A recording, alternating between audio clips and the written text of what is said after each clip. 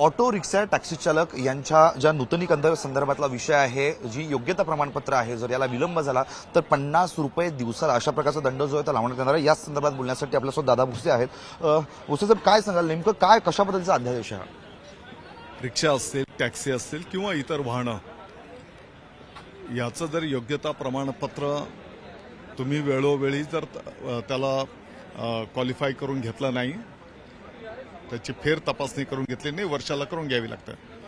आणि ती जेवढ्या विलंबाने तुम्ही करणार, 6 महिन्यांनी केली, वर्षाने जर केली, तर प्रत्येक दिवसाचं 50 रुपयाप्रमाणे दंडाची आकारणी यापूर्वी करण्यात येत होती।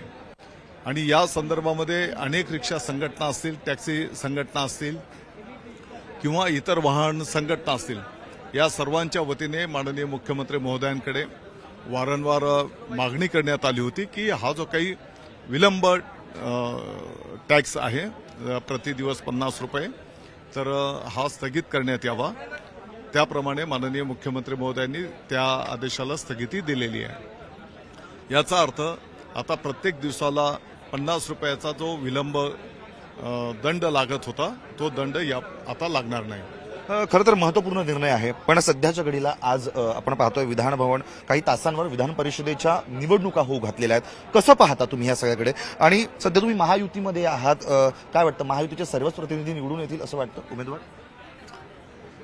महायुतीचे सर्व प्रतिनिधी तर मोठ्या मतधिक्याने निवडून येतील, परंतु तुम्ही बघत राहा, पाठीमागच्या निवडणुकीच्या काळामध्ये ज्या पद्धतीने महाविकास आघाडीच्या माध्यमातून एक नॅरेटिव्ह महाराष्ट्रात आणि देशात पण त्यांनी सेट केला की बाबा 400 पेक्षा जास्ती जर खासदार महायुतीचे निवडून आले तर मग कदाचित संविधान बदलून टाकतील, घटना बदलली जाईल, आरक्षण काढलं जाईल, किंबहुना काही लोकांना या देशात राहायला मिळणार नाही, अशा प्रकारचं खोट्या बातम्या पेरण्यात आल्या।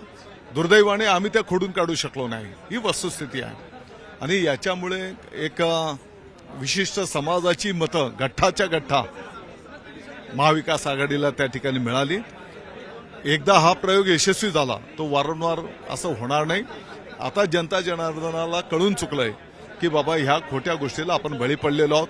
आपण मागच्या 2 वर्षाच्या कालावधीतले आणि आताच्या विधानसभेतला अर्थसंकल्प जर आपण बघितला, अनेक क्रांतिकारी निर्णय आपल्या सरकारने त्या ठिकाणी केलेले आहेत। मग माननीय मुख्यमंत्री माझी लाडकी बहीण योजना असेल, विद्यार्थ्यांच्या संदर्भातले विषय असतील, महिलांच्या संदर्भातले विषय असतील, शेतकरी बांधवांना मोफत वीज देण्याच्या संदर्भातला विषय असेल, आणि नुसत्या घोषणा नाही तर त्याची अंमलबजावणी चालू महिन्याच्यापासून सुरू झालेली आहे।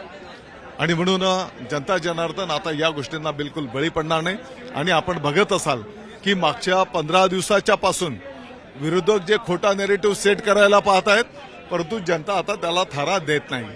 बरं, शेवटचा प्रश्न, अगदी खरं तर ज्या पद्धतीनं आमदारांना आता हॉटेलमध्ये ठेवलं जात आहे, नेमकी धास्ती आहे का, असा प्रश्न वारंवार उपस्थित होतो। बिलकुल काही धास्ती नाही।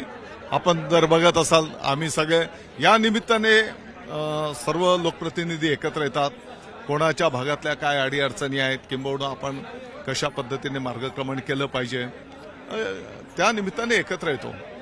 धास्ती वगैरे काही विषय नाही।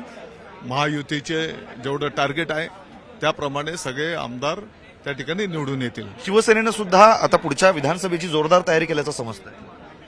आता लोकशाही प्रक्रिया आहे, प्रत्येकाला जो तो पक्ष, मी काही महायुतीचंच बोलत नाही, प्रत्येक पक्ष त्या ठिकाणी त्याच्या परीने प्रयत्न करणार आहे। परंतु आजच्या घडीला जर तुम्ही महाराष्ट्राचं वातावरण जर बघितलं, शेतकरी बांधव असतील, महिला वर्ग असेल, युवक असतील, अगदी विद्यार्थ्यांच्यापासून समाजाचे सर्व घटक महायुतीच्या सरकारच्या कामगिरीवर समाधान व्यक्त करतायत। तर आपल्यासोबत होते दादा भुसे यांनी विविध विषयांवर भाष्य केलं आहे, पण त्याचबरोबर ऑटो रिक्षा आणि टॅक्सी ज्या या संदर्भात जे योग्यता प्रमाणपत्र जर तुम्ही केलं नाही तर मात्र 50 रुपये जो आहे तो दिवसाला अधिकचा दंड ठोठावण्यात येणार होता। मात्र आता या अध्यादेशाला स्थगिती जी आहे ती देण्यात आलेली आहे। Video journalist Yogesh Harshal बदाने Patil, times of Marathi, Mumbai.